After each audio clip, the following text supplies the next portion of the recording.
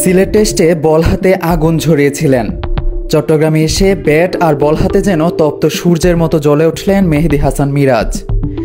দেশের ক্রিকেট ইতিহাসে এক অনবদ্য অধ্যায় রচনা করলেন এই অলরাউন্ডার। ব্যাট বলের অনুপম সমন্বয়ে নিজের জাত চেনালেন, গড়লেন দুর্লভ এক মাইলফলক, যা কেবল কিংবদন্তিদের কীর্তিতেই মানায়।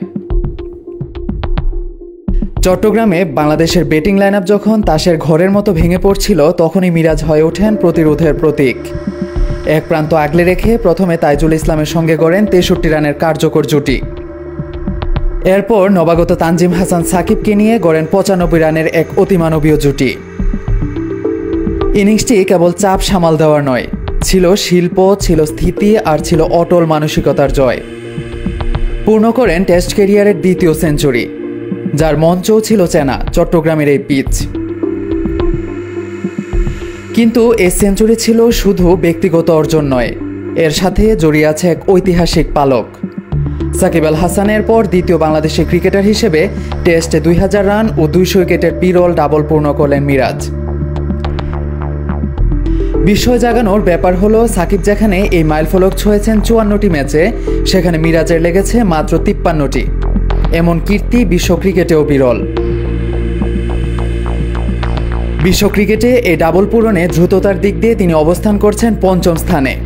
তার চেয়ে দ্রুত এই অনন্য অর্জন স্পর্শ করেছেন কেবল ইয়ান বোথাম। তিনি করেছিলেন 42 ম্যাচে। ইমরান খান, কপিল দেব ও রবিচন্দ্র আশ্বিন। ভারতের আরেক দক্ষ অলরাউন্ডার রবীন্দ্র জাদেজা ঠিক মিরাজের সাথে যৌথভাবে জায়গা করে নিয়েছেন এই তালিকায়। দুজনেই 53 টেস্ট খেলে এই গৌরব অর্জন করেছেন।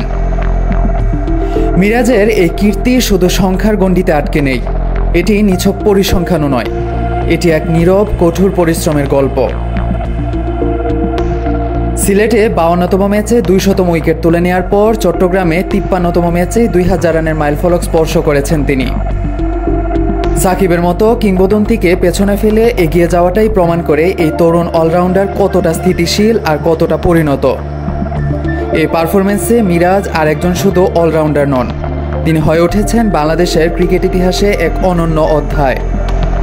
তার নাম এখন উচ্চারিত হবে বোথাম, ইমরান, অশ্বিন ও জাদেজাদের পাশে। এ কেবল অর্জনের কথা নয়, এ এক স্বপ্ন পূরণের গল্প।